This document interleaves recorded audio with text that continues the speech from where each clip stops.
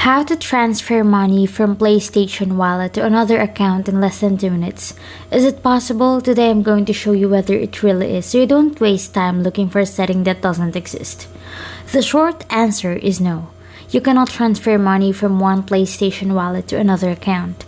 Once money is added to a wallet, it is locked to that account. There is no transfer button, no sharing option, and no hidden trick.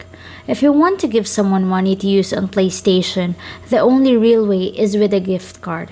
Buy a PlayStation gift card and give them the code so they can add it to their own account. If you added money to the wrong account and already made a purchase, your only possible option is a refund. You have to contact PlayStation support, and it only works if the game or content was not downloaded or used. If approved, the money goes back to your original payment method, not to another wallet. If your goal is just to let someone use what you bought, you can use game sharing on the console. This does not move money, but it lets other users play games you purchased.